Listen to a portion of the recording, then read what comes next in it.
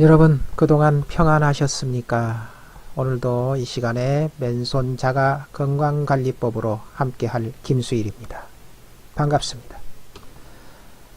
네, 여러가지 견통들 중에서 세 번째, 네 번째 오늘 같이 해보겠습니다. 4,50견. 네, 이게 오늘 어떤 건지 한번 보시겠습니다. 우리가 주로 알고 있는 게 이 4,50견이죠.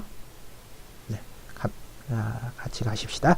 40세, 50세가 되면 어깨의 순환 기능이 떨어지고 각종 스트레스로 인하여 근육이 경직되면서 발생하는 것이죠. 어떤 증상이 있느냐 하면 팔을 가만히 놔두면 아프지 않아요. 그러다가 움직이거나 힘을 쓰면 몹시 아픕니다. 이게 4,50견의 특징입니다. 네, 치유 방법으로는 네, 먼저 경추, 이 목 뒤 경추를 풀어주시면 되겠습니다. 그리고 견정, 견우 이런 순으로 풀어주시면 되고요. 네, 경추는 목뼈를 의미하는 겁니다. 그래서 목뼈를 잘 풀어주십시오. 뼈를 풀어주는 게 아니라 근육을 풀어주는 것이죠. 네, 주물주물 풀어주시면 되겠습니다. 그리고 견정은 여기 보면은 깊은 산속 옹달샘처럼 여기에 약간 우묵 들어가는 부분이 있어요. 거기가 견정이에요. 거기를 눌러주시고, 그리고 견우는 이 어깨의 맨 꼭대기, 여기 보면은 눌러보시면 조금 들어가요. 쑥 들어가는 자리가 있어요. 그러니까 여기서 내려오는 선과 올라가는 선이 만나는 이 지점, 여기가 바로 견우혈입니다. 그렇게 해 주시고요. 그리고 네, 떡반죽, 떡이 아니라 진짜 떡반죽이 아니라 여기 어깨를, 여기를 견정 부분을 눌러 주시고 난 다음에 눌러 주시고 그 다음에 주물러서 반죽을 하듯이 하는 겁니다. 그리고 네, 여기는 이제 그림에는 없지만은 그 다음에 뭘 해주느냐 하면요, 견쥐어짜기입니다. 제가 말로만 설명을 드릴게요. 자, 다른 사람을 해주면은 이 어깨가 아프다 그러면은 이 어깨를 갖다가 내 팔에다가 올려놓습니다. 힘을 쭉 빼시라고 그러고요. 여기 이 부분을 짜주는 거예요. 그게 견주어 짝이에요. 근데 누가 해주지 않으면은 혼자서는 어떻게 하느냐? 바닥에 철푸덕 앉아 보십시오.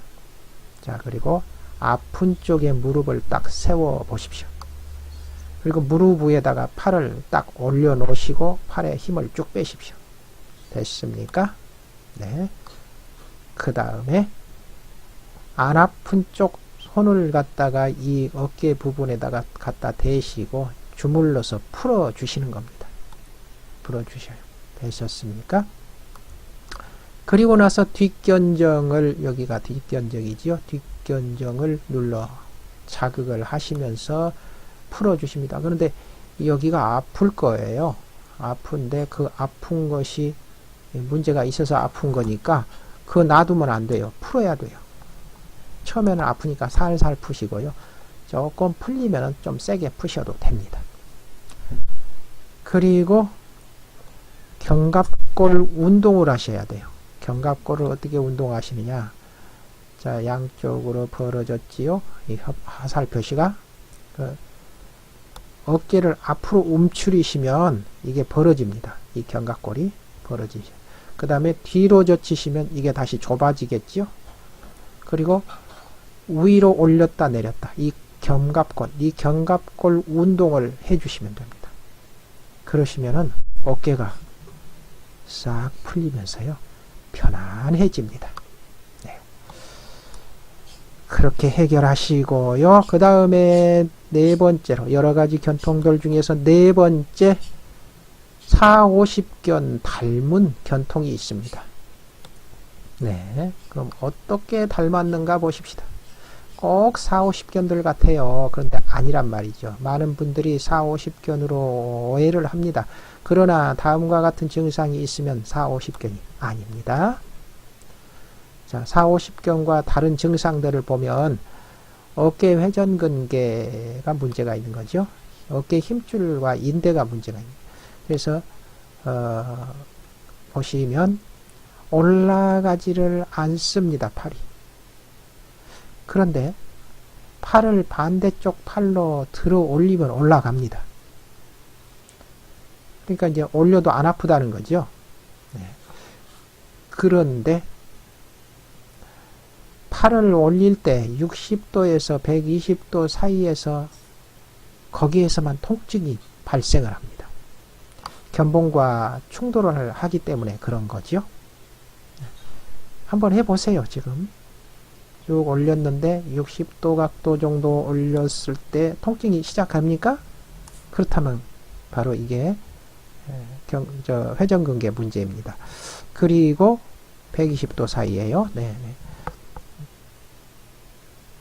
했습니까? 네. 그 다음에 올린 팔을 내릴 때요. 내릴 때 천천히 내려 보십시오. 천천히. 근데 천천히 안 내려가고 너무 힘들어요. 그래서 뚝 떨어뜨린다. 그러면 이거는 50견 닮았는데 50견이 아니고 바로 어깨 힘줄과 인대에 문제가 있는 것이다 라고 보시면 되겠습니다.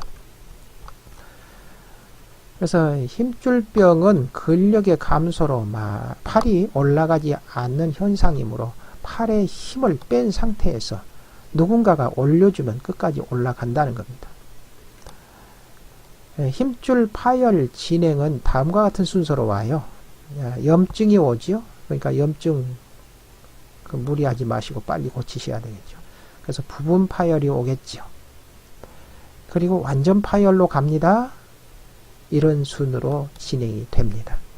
그러니까 염증 조심하셔야 되겠죠. 근데 또 이것 말고도 있을 수 있어요. 갑자기 운동하지 않은 상태에서 가만히 멈춰 있는 상태로 오래 계시다가 갑작스럽게 팔을 움직이면 무리가 가서 또 문제가 될 수가 있습니다.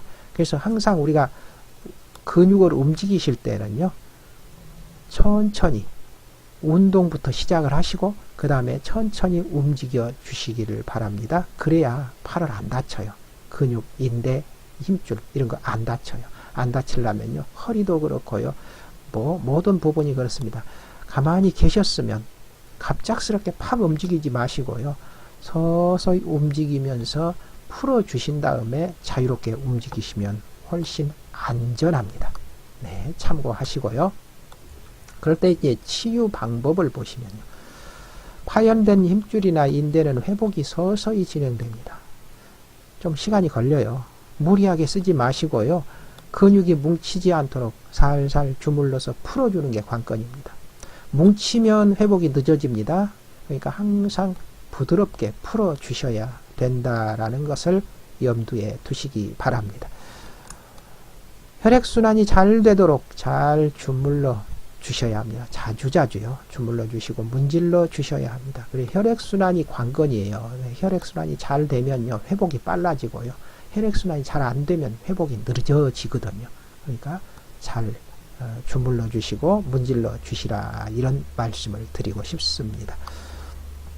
그리고 처음에는 냉찜질을 해 주시고요. 그러니까 이게 시간이 어느 정도냐면, 처음에 이런 문제가 발생이 됐다 그러면은 72시간 이내에는 냉찜질을 하십시오. 그런데 72시간이 지났다 그러면 그때부터는 온찜질을 해 주셔야 됩니다. 네. 오늘도 이렇게 맨손 자가건강관리법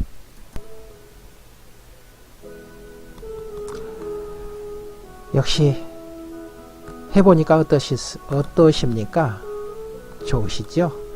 아무튼 약은 드시면 안 좋을지 모르겠지만은 이 맨손요법은 만지면 만질수록 좋습니다. 여러분, 그렇게 해서요, 자신도 건강해지지만 옆사람, 이웃들도 함께 건강해지시기 바랍니다. 오늘도 맨손요법으로 여러분과 함께한 이 시간 저도 행복했습니다. 건강하시다가요, 다음 시간에 또 뵙겠습니다. 안녕히 계십시오.